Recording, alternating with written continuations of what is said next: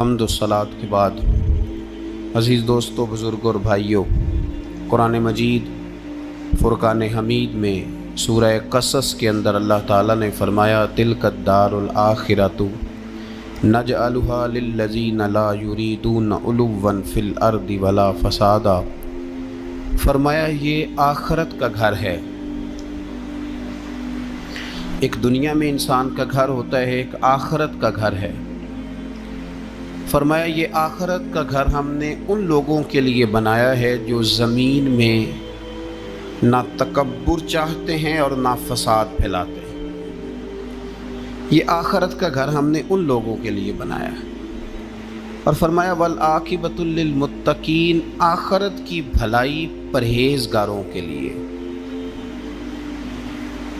جو لوگ نہ تو تکبر چاہتے ہیں نہ فساد کرتے ہیں، جو متقی بن کے اللہ سے ڈر کے وقت گزارتے ہیں، یہ آخرت کا گھر ہم نے ان لوگوں کے لیے بنایا۔ نبی پاک صلی اللہ تعالیٰ علیہ وسلم نے لوگوں کے دلوں میں خوف خدا پیدا کیا، تو حضور علیہ السلام کے بعد بھی جو خلفائے راشدین ہوئے، حضرت ابوبکر صدیق سے لے کر امام حسن تک، حضرت ابوبکر صدیق، سیدنا عمر فاروق، عثمان غنی، مولا علی، اور حضرت علی کے بعد 6 مہینے تک حضرت امام حسن نے بھی خلافت کی۔ تو یہ سب لوگ اللہ سے ڈرنے والے تھے، پرہیزگار تھے۔ یہ وہی لوگ تھے جن لوگوں نے نہ تو اطراء زمین میں نہ تکبر کیا نہ کوئی فساد کیا، وہی لوگ تھے۔ اس کے بعد پھر ملوکیت آ گئی اسلام کے اندر، بادشاہت آ گئی۔ حضرت امیر معاویہ رضی اللہ تعالیٰ عنہ پہلے بادشاہ ہیں اسلام کے، اور بعد میں جو لوگ ہوئے انہوں نے بادشاہت کی، خاندانوں کو نوازا، بڑے بڑے لوگوں کو وظیفے دیے، سیاسی چالیں بھی چلیں، بہت سارے جگہوں پہ فساد بھی ہوا، بڑے حالات خراب بھی ہوئے۔ لیکن اللہ تعالیٰ نے میرے نبی پاک علیہ السلام کے دین کو یہ کمال دیا ہے کہ یہ دین بھی موجود رہے گا اور اس پر ہمیشہ عمل کرنے والے بھی موجود رہیں گے۔ اللہ تبارک و تعالیٰ نے پھر ایک خوبصورت انسان، بنو امیہ کی حکومت تھی، اسی میں سے ایک خوبصورت دھلا ہوا، سجا ہوا، سمرا ہوا، خوشبو والا، میٹھا بھی، ٹھنڈا بھی، پیارا بھی، نیک بھی، متقی بھی، اصول والا بھی، رسول اللہ علیہ السلام کا غلام حضرت عمر بن عبدالعزیز، اللہ تعالیٰ نے یہ مرد مجاہد پیدا فرمایا۔ آپ مدینہ شریف میں پیدا ہوئے۔ آپ کے جو والد گرامی تھے وہ مصر میں گورنر تھے۔ حضرت عمر بن عبدالعزیز رحمۃ اللہ تعالیٰ علیہ کی جو والدہ ہیں وہ حضرت عمر فاروق کی پوتی ہیں، تو آپ کی رگوں میں فاروقی خون بھی تھا۔ حضرت عمر بن عبدالعزیز رحمۃ اللہ تعالیٰ علیہ کہ والد گرامی نے آپ کو مدینے میں پڑھنے کے لیے چھوڑا۔ حضرت صالح بن کیسان ایک عالم اور محدث تھے، ان کے پاس آپ نے تعلیم پائی۔ اور جناب عمر بن عبدالعزیز رحمۃ اللہ تعالیٰ علیہ کے والد اگرچہ مصر میں تھے، لیکن آپ کو مدینہ میں رکھا، آپ نے مکمل تعلیم حاصل کی، علم حاصل کیا، چھوٹی سی عمر میں قرآن پاک کے حافظ بھی ہو گئے۔ پھر جب بڑے ہوئے تو اللہ نے یہ موقع دیا، چونکہ خاندان کی حکومت تھی تو آپ مدینہ شریف کے گورنر بنے، اور مدینہ منورہ کے ساتھ ساتھ آپ کو طائف کی حکومت بھی ملی، مکہ مکرمہ کی حکومت بھی ملی۔ پھر بعض جگہ پہ تو یہ ہے کہ آپ نے خود کسی وجہ سے استعفیٰ دیا، اور بعض جگہ یہ ہے کہ سازش کر کے آپ کو معزول کیا گیا۔ لیکن حضرت عمر بن عبدالعزیز نیک بڑے تھے، پرہیزگار بڑے تھے، پر خوش لباس بھی بڑے تھے۔ خادم کو جب بھیجتے تھے بازار تو کہتے تھے جو سب سے مہنگا جوڑا ہو وہ خرید کے لانا۔ خوشبو بہترین استعمال کرتے تھے۔ جب گزرتے تھے تو لوگوں کو پتہ چلتا تھا کہ کوئی عام نہیں گزرا، عمر بن عبدالعزیز گزرے۔ جب تک گورنر رہے، جب تک خاندان میں رہے، ماحول اور رہا۔ سلیمان بن عبد الملک خلیفہ جب جانے لگے تو انہیں وصیت کر دی کہ میرے بعد عمر بن عبدالعزیز خلیفہ ہوں گے۔ یہاں تو لوگوں کو عہدہ ملے تو لوگوں کی کیفیت بدل جاتی ہے نا، لیکن جب حضرت عمر بن عبدالعزیز کا اعلان ہوا تو رونے لگے، ایک کونے میں بیٹھ کے رونے لگے، فرمانے لگے مجھے امید نہیں تھی کہ وہ اتنا بڑا بوجھ میرے کندھوں پہ ڈال کے چلا جائے گا۔ اتنے سارے لوگوں کا بوجھ، اتنے سارے لوگوں کی آزمائش. خیر چونکہ وصیت تھی، آپ کی بیعت لی گئی. بیعت لینے کے بعد آپ ممبر پہ چڑھے تو فرمایا لوگوں میں تمہیں آزاد کرتا ہوں، اگر تم میرے علاوہ کسی کو حکمران بنانا چاہو تو مجھے کوئی اعتراض نہیں ہے. لوگوں نے کہا نہیں، آپ ہی ہمارے حکمران ہوں گے. حضرت عمر بن عبدالعزیز دنیا اسلام کے اندر ایسی مثال ہیں، اچھی طرح سمجھ لیں کہ جب حالات اب نہیں اب تر ہو گئے تھے، بد نہیں بدترین ہو گئے تھے، اور بڑے بڑے لوگوں نے عجیب ماحول گھڑ لیے تھے، اس ماحول میں آئے. لمبی نہیں، 2.5 سال حکومت کی صرف، لیکن لوگوں کو حضرت صدیق اکبر کی یاد آنے لگی، لوگوں کو سیدنا فاروق اعظم کیا. آپ کی جو بیوی تھی وہ بھی بادشاہ کی بیٹی تھی، بادشاہ کی بیوی بھی بن گئی. پہلے دن اپنی بیوی سے کہا کہ اب ہم بن گئے ہیں امیر، اب ہمارے ذمے بہت ساری ذمہ داریاں ہیں، اب حالات اس طرح کے نہیں ہوں گے جس طرح کے پہلے ہوا کرتے تھے، اب تمہیں میرا ساتھ دینا ہے. اپنا سارا زیور دو، میں بیت المال میں جمع کرانا چاہتا ہوں. یہ بڑا مشکل کام ہوتا ہے کسی خاتون کے لیے. سارا مال وہاں جمع کرا دیا. پہلے دن ہی سارے کپڑے سپڑے حضرت عمر نے اپنے خیرات کر دیے، سادہ لباس پہن لیا، اور بڑی تھوڑی غذا گھر میں آتی تھی، بیت المال سے تھوڑا سا وظیفہ، جائیدادیں ساری دے دی اللہ کے راستے میں، غریبوں میں بانٹ دی. ایک دن گھر میں تشریف لائے تو بچیوں نے منہ پہ ہاتھ رکھ لیا. حضرت عمر بن عبدالعزیز بات کرتے ہیں تو بیٹیاں منہ چھپا لیتی ہیں. پتر کیا بات ہے بیٹے، میرے منہ سے بدبو آ رہی ہے، منہ چھپاتی ہو؟ تو بچیاں خاموش ہوئیں. جب دوبارہ پوچھا تو کہنے لگے ابا جی جو آپ خرچہ دیتے ہیں نا اس میں 2 وقت روٹی نہیں پک سکتی. اور یارو میں آپ کو وقت کے امیر کی بات سنا رہا ہوں، یہ جو رکھ رکھاؤ میں نے اور آپ نے بنا لیا ہے تو خرچے اتنے بڑھا لیے کہ ہم الجھ گئے، ہم سے پورے نہیں ہوتے. لیکن جنہوں نے اولادوں کو سادہ رکھا، حالات قابو میں رکھنے میں کامیاب ہوئے، بچ گئے. میرے نبی کریم صلی اللہ علیہ وسلم نے فرمایا جو ضرورت کے مطابق جسے اللہ نے روزی دے دی وہ کامیاب ہو گیا. لیکن ہم بہت الجھ گئے، بہت دور نکل گئے. بیٹیوں نے منہ میں ہاتھ رکھا. پتر کیا بات ہے ابا جی، اتنے پیسے آپ لاتے ہیں 2 وقت کی روٹی نہیں پک سکتی، تو ہم نے پیاز سے روٹی کھائی ہے، منہ سے بدبو آ رہی ہے، تو اس لیے آپ کے سامنے منہ نہیں کھولا کہ آپ کو کراہت ہوگی. تو حضرت عمر بن عبدالعزیز آنکھوں میں آنسو تو آئے پر کہنے لگے یا اللہ تیرا شکر ہے کہ جس جگہ میں اپنی اولاد کو کھڑا کرنا چاہتا تھا میری اولاد وہاں کھڑی ہو گئی ہے. یہ پیاز سے روٹی کھا کے بھی شکر ادا کرتی، پیاز سے روٹی کھا کے بھی. آپ یقین کریں میرے ابا جی میری والدہ سے کہتے تھے کہ بڑولے میں گندم میں نے ڈلوا دی ہے، یہ میری ذمہ داری تھی، اب اچار کا ایک مرتبان بنا لے تو انشاءاللہ گرمیاں مسئلہ کوئی نہیں. میں نے دیکھا ہے انہیں پیاز سے روٹی کھاتے، میں نے دیکھا ہے وہ ایک پیاز سے روٹی کھاتے اور پیاز روٹی کے اوپر رکھ لیتے، اور آخر میں ان کا چہرہ جب ہم لوگ دیکھتے تو وہ کہتے اللہ تیرا کتنا شکر ہے، سوال نہیں کرنا پڑا، گندم بھی اپنی تھی، پیاز بھی اپنا تھا، گھر میں نے بچوں کے بیچ بیٹھ کے روٹی کھا لی. اور یوں لگتا تھا کہ وجود بھی ان کا سارا شکریہ ادا کرتا ہے، صرف زبان بھی. حضرت عمر بن عبدالعزیز نے اپنے گھر کے اندر عید والے دن بیٹیوں نے کہا ابا جی جوڑے پرانے ہیں، یارو ہو جاتا ہے، بس تھوڑا سا نا توجہ کی ضرورت ہے، ہو جاتا ہے، نئے کپڑے لینے ہیں. اب ایک گھر میں شادی ہوتی ہے تو اس گھر سے تعلق رکھنے والے ہر گھر میں شادی سمجھنے شروع ہو گئی. لاکھوں روپے کا مال صرف کپڑوں پہ، جوتوں پہ اور ان کے لوازمات پہ لگتا ہے. غربت کیسے ختم ہوگی؟ حالات کیسے ٹھیک ہوں گے؟ پردیس میں جانے والے واپس کیسے آئیں گے؟ کس طرح یہ ماحول ٹھیک ہوگا جب اخراجات اتنے بڑھا لیے جائیں؟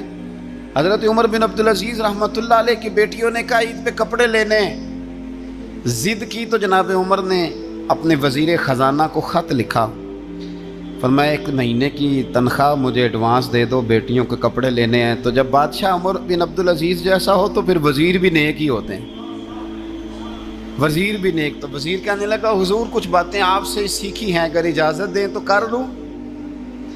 کہا جناب کرو۔ کہنے لگے آپ 1 مہینے کی تنخواہ ایڈوانس مانگ رہے ہیں، آپ 1 مہینے تک زندہ رہیں گے؟ یہ آپ سے سیکھی ہوئی باتیں۔ حضرت عمر بن عبدالعزیز کہنے لگے رب تیرا بھلا کرے، تو نے سوئے ہوئے عمر کو پھر سے جگا دیا۔ بیٹیوں سے آ کے کہنے لگے پتر پرانے کپڑے دھو کے پہن لو، اگر کپڑے دھو کے پہن لوگی اور پہن کے رب کی بارگاہ میں کھڑے ہوگی تو رب تو پہلے ہی بڑا قبول فرمانے والا ہے، اللہ تو پہلے ہی بڑا قبول کرنے والا ہے۔ تو صاحب یاد رکھیں، حضرت عمر بن عبدالعزیز نے اپنے گھر کے اندر یہ ماحول پیدا کیا، اپنے گھر کے اندر یہ کیفیات آپ نے بنائیں، بنا کر کے سجائیں۔ میرے عزیز یاد رکھیں، کچھ چیزیں ایسی ہوتی ہیں جن پر انسان اگر توجہ کر لے تو آسانی سے معاملات ٹھیک ہو جاتے ہیں۔ حضرت عمر بن عبدالعزیز نے خود بھی سادگی اختیار کی، آپ کے بچوں نے بھی سادگی۔ ہوتا یہ ہے کہ جس طرح کا حکمران ہوتا ہے نا، رعایا پر اس کے اثرات ہوتے ہیں، یہ ایک اصولی بات ہے۔ جس طرح کا حکمران ہو رعایا پر اس کا اس طرح کا۔ ولید بن عبد الملک جب حکمران تھا نا تو اسے عمارتیں بنانے کا بڑا شوق تھا، بڑی بڑی بلڈنگیں کھڑی کرنا، بڑے بڑے محلات بنانا۔ تو اس زمانے میں ہر آدمی بلڈنگ کی بات کرتا تھا، ہر آدمی جو ہوتا تھا وہ کسی نہ کسی نئے مٹیریل کی بات کرتا تھا، نئے نقشے کی بات کرتا تھا۔ جب سلیمان بن عبد الملک حکمران بنا تو سلیمان بن عبد الملک جو تھا اس کو شوق تھا شادیاں کرنے کا، یہ بھی شوق ہوتا ہے بادشاہوں۔ اس زمانے میں لوگ شادی کی بات کرتے تھے، نکاح کی بات کرتے تھے، بیاہ کی بات کرتے تھے۔ تو پورے ماحول کے اندر ایک چیز پیدا ہو گئی تھی۔ لیکن جب حضرت عمر بن عبدالعزیز کا زمانہ آیا تو وہ راتوں کو عبادت کرتے تھے، وہ وظائف پڑھتے تھے، وہ قرآن پاک کی تلاوت کرتے تھے، وہ اللہ کا ذکر کرتے تھے۔ تو پھر ایک ماحول بن گیا جو ذکر الہی کا ماحول تھا، پھر ایک ماحول بن گیا جو تقوی کا ماحول تھا، پھر ایک ماحول مارد وجود میں آیا جو پرہیزگاری کا ماحول تھا۔ عام عوام بھی اللہ کے ذکر کی باتیں کرنے لگی، عام ماحول بھی اس طرح۔ حضرت عمر بن عبدالعزیز نے سب سے پہلا یہ کام کیا کہ بادشاہی پروٹوکول ختم کرائے، ختم ہو گئے پروٹوکول۔ آپ نے فرمایا کوئی شاہی خاندان کا بندہ آئے تو کسی کا کوئی پروٹوکول نہیں ہے، میرا بھی کوئی پروٹوکول نہیں ہے، بلکہ آپ نے فرمایا کسی خطیب کو، کسی امام کو اجازت نہیں کہ میرا نام لے کے میرے لیے دعا کرے۔ سب مسلمانوں کے لیے دعا کرنا، فرمانے لگے الحمدللہ میں مسلمان ہوں، جب تم مسلمانوں کا نام لے کے دعا کرو گے تو میں بھی اندر ہی آ جاؤں گا۔ اضافی طور پر نام لے کے دعا کرنے سے بھی روک دیا، بلکہ ایک عورت عراق سے آئی، اس کی 5 یتیم بچیاں تھیں تو اسے ضرورت تھی وظیفے کی۔ اس نے آ کے پوچھا حضرت عمر بن عبدالعزیز کا گھر کہاں؟ تو لوگوں نے فرمایا وہ سامنے جو ٹاٹ اور بوریے کا پردہ لٹک رہا ہے وہ عمر بن عبدالعزیز کا گھر ہے۔ دروازے پہ دستک دی تو ایک عورت اندر برتن دھو رہی تھی، پوچھا السلام علیکم، امیر المومنین سے ملنا ہے۔ وہ کہنے لگی اس درخت کی چھاؤں میں بیٹھ جاؤ، ابھی تشریف لاتے ہیں۔ تھوڑی دیر گزری تو حضرت عمر بن عبدالعزیز آئے تو کنویں سے پانی نکال کے نا، سین میں کنواں تھا تو جو جگہ میں مٹی اڑ رہی تھی نا، گرد اڑ رہی تھی، ہوتا ہے نا عصر کے بعد لوگ پانی پھینکتے ہیں، وہاں پانی پھینکنے لگے، چھڑکاؤ کرنے لگے۔ تو تھوڑی تھوڑی باتیں وہ خاتون آپ سے کرنے لگی، تو وہ جو عورت آئی تھی نا وہ کہنے لگی تم غلام سے باتیں کر رہی ہو، تمہیں پردہ کرنا چاہیے۔ کہنے لگے یہ غلام نہیں، یہ میرے شوہر ہیں اور یہ امیر المومنین عمر بن عبدالعزیز ہیں۔ کہنے لگی یہ عمر بن عبدالعزیز ہے؟ کہا ہاں یہ عمر بن عبدالعزیز ہے۔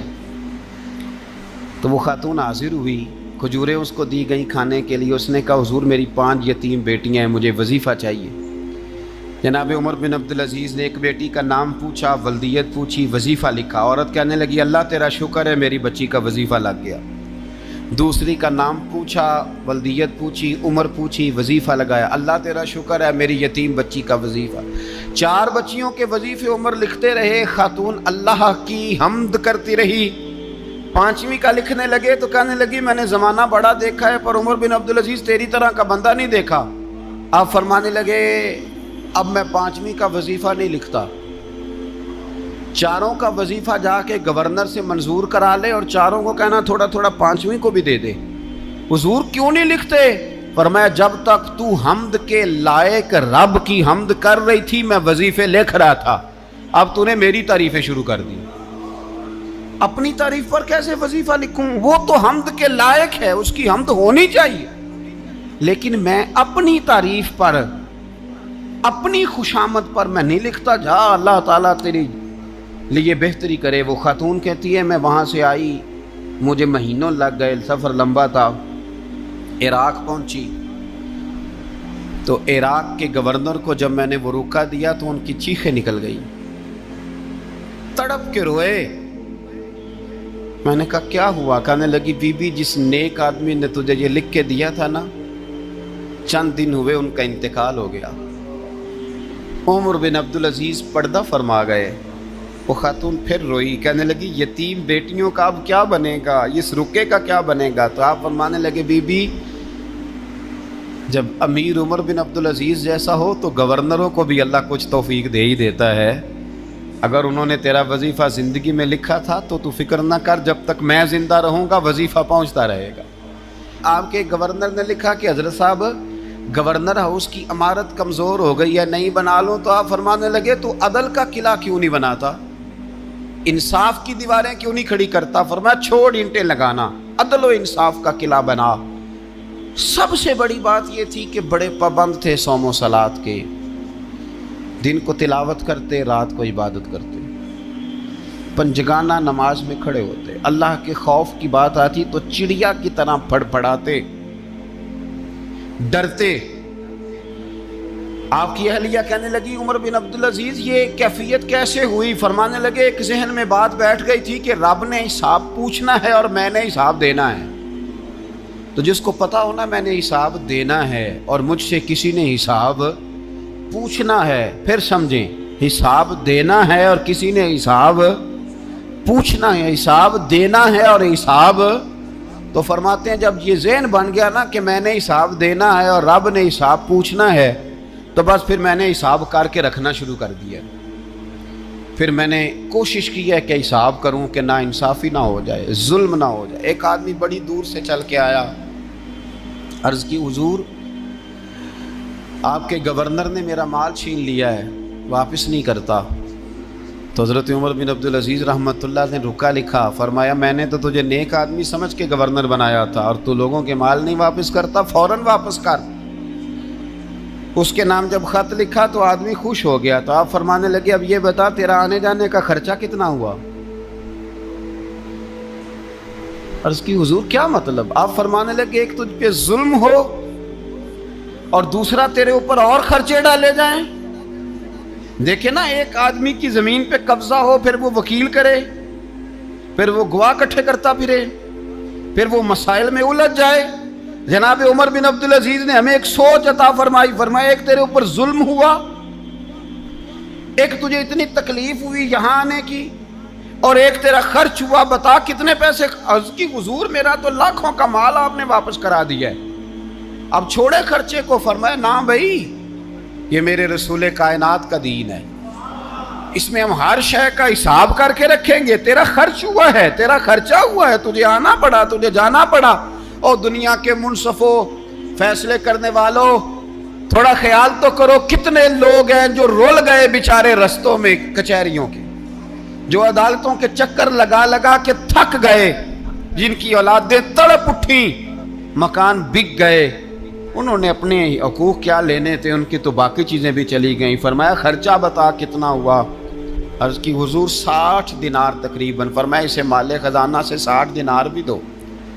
फिर फरमाया मेरी जेब से इसे 50 और दो ताकि ये आने जाने में मज़ीद रोटी खा सके, गोश्त के साथ रोटी खाए। और फिर फरमाया माफ़ कर देना, हुकूमत उमर बिन अब्दुल अजीज़ की थी पर तुझे बड़ी तकलीफ़ उठानी पड़ी, अज़ियत उठानी पड़ी। यारो इस रंग में उस शख्स ने हुकूमत की, इस अंदाज में, और सबसे बढ़कर बनु उमय्या में से थे, लेकिन मेरे रसूल पाक की औलाद से जो प्यार, हुजूर की नस्ल से। किसी ने आपके सामने कह दिया, इमाम जलालुद्दीन सयूती ने इसको लिखा है, किसी ने उमर बिन अब्दुल अजीज़ रदी अल्लाह तआला अन्हु के सामने कह दिया यजीद अमीरुल मोमिनीन था, मोमिनों का अमीर था, फरमाया पकड़ो इस बदजात को 20 कोड़े मारो, पकड़ो इस नालायक को, इसे 20 कोड़े मारो। ये नबी पाक के खानदान के कातिल को अमीरुल मोमिनीन कहता है। ये फतवा जनाब उमर का। मौला अली शेर खुदा की औलाद में से एक शहजादे आपके पास आए किसी काम के लिए, तो उमर बिन अब्दुल अजीज उठ के खड़े हो गए, हाथ बांध दिए, कहने लगे हुजूर सारी दुनिया मेरे पास आए, आप ना एक रुका लिख दिया करें या पैगाम दे दिया करें, इसलिए कि इस धरती पे जो कुछ भी है वो मदीने वाले रसूल का ही सदका है। हुजूर की औलाद से प्यार, नबी पाक सल्लल्लाहु अलैहि वसल्लम के ख़ानदान के साथ मोहब्बत। हज़रत उमर बिन अब्दुल अजीज़ ने फलाए आमा के काम कराए, बड़े बड़े सराय बनाए, लोगों के ठहराने का बंदोबस्त किया, वज़ाइफ दिए गरीबों को, मसाजिद बनाई, मदारस बनाए। आपको मुजद्दिद कहा जाता है। नए सिरे से तजदीद की, उलमा से प्यार किया, सदकात व खैरात का एक ऐसा माहौल दुनिया के अंदर बनाया कि लोग कहते हैं कि हम ज़कात देने के लिए बंदा तलाश करते थे, पर जनाब उमर बिन अब्दुल अजीज़ के ज़माने में कोई ज़कात लेने वाला मुयस्सर नहीं आता था। एक शख्स मिला तो लोगों ने उसको इतनी ज़कात दी, इतनी ज़कात दी, इतनी ज़कात दी, लोग खुशहाल हो गए। इतनी ज़कात दी कि अगले साल वो खुद ज़कात दे रहा था। हज़रत उमर बिन अब्दुल अजीज़ ने ऐसा माहौल बना के लोगों को दिया, इस तरह की नौइयत आपने लोगों को दी कि खुशहाली नज़र आने लगी। ज़िम्मियों के, गैर मुस्लिमों के हुकूक का भी तहफ़्फ़ुज़ फरमाया। 39 साल उम्र पाई, सिर्फ नमाजें भी पढ़ गए, सदक़े भी दे गए, इबादतें भी कर गए, 2.5 साल हुकूमत भी कर गए, अल्लाह रसूल को राज़ी भी कर गए। उम्र पाई 39, पूरे 40 नहीं, 39 साल उम्र पाई।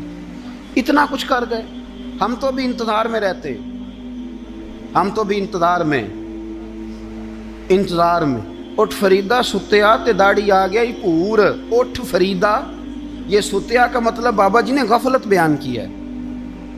इसका मतलब ये नहीं कि सच्ची मुच्ची सोया हुआ था, कहते तू गाफल है। उठ फरीदा सुत्या दाढ़ी आ गया ही पूर, और अग्गा नेड़े आ गया ही, पिछा रह गया ही दूर।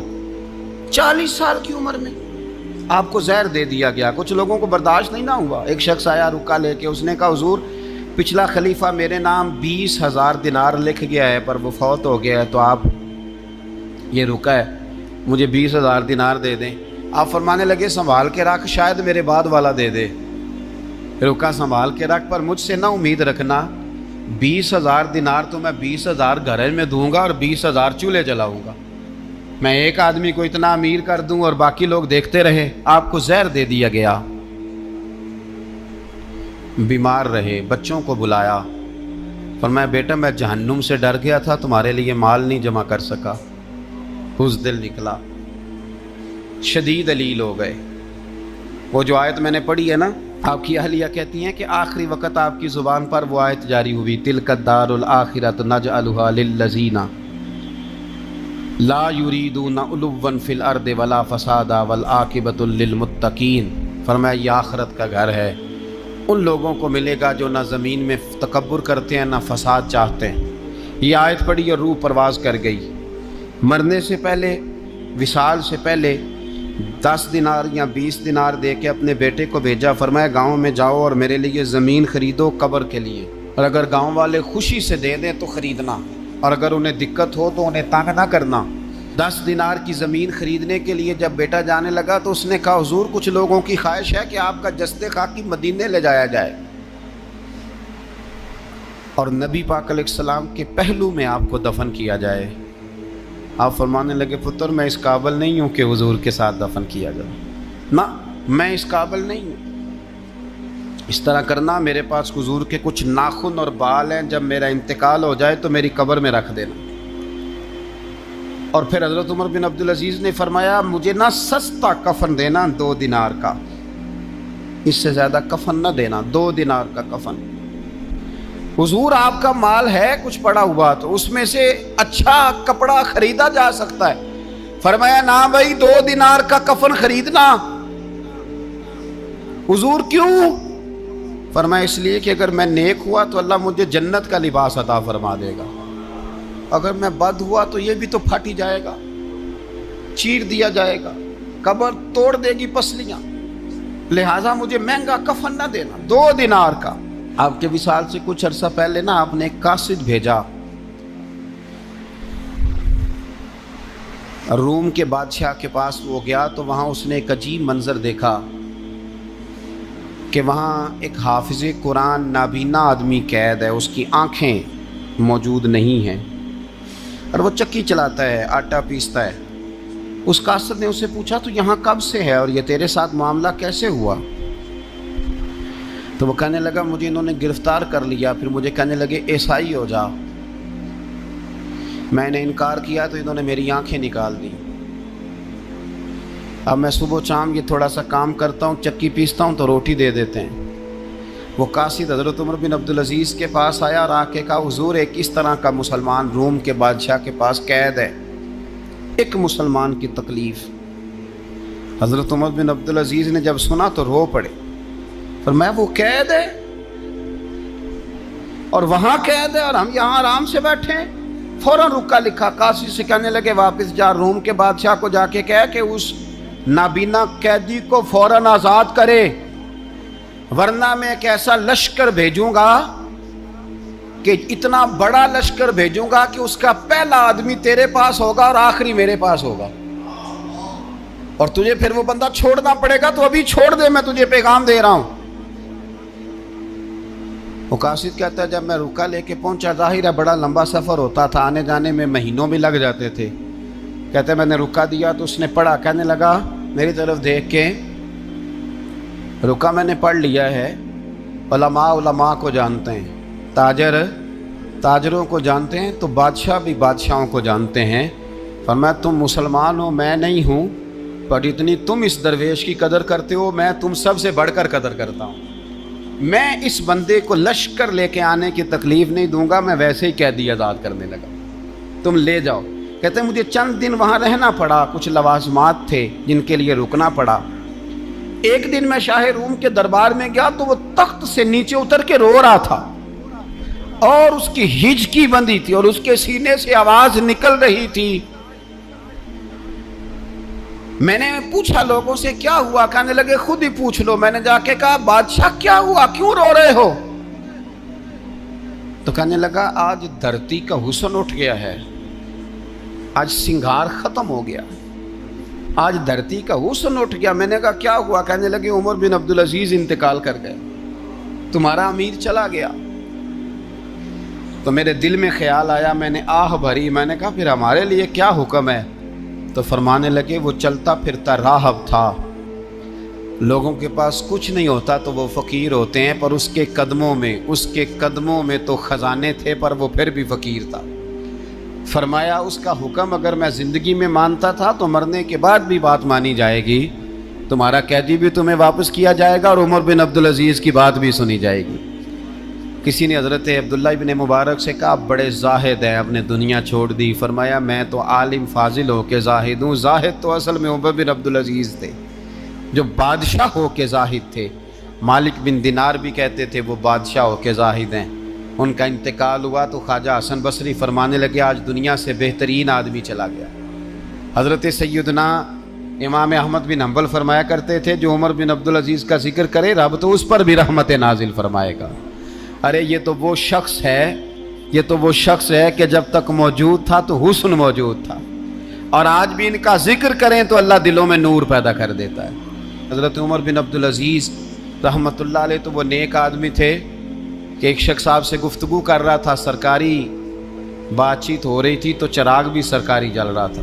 उसने पूछा हुजूर चले सरकारी बात तो ख़त्म हुई, तबीयत कैसी, हाल क्या? फरमाया ठहर जो, एक चिराग बंद करके दूसरा जला लिया। उसने कहा हुजूर ये क्या?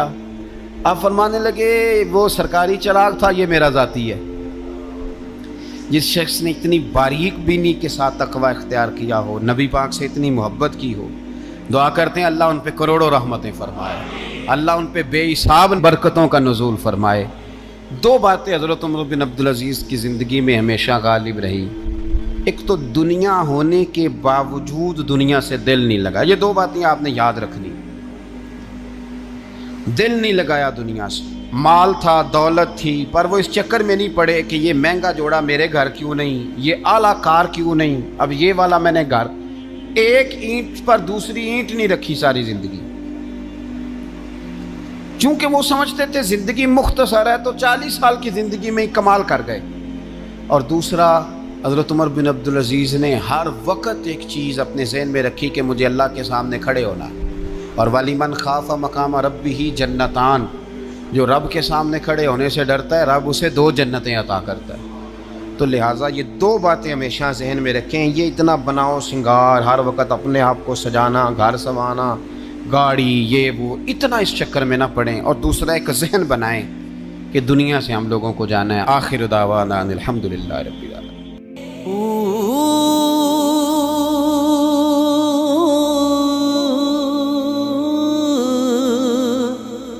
اللہ اللہ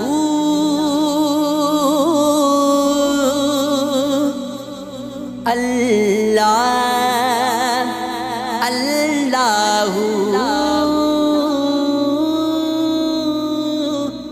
اللہ اللہ اللہ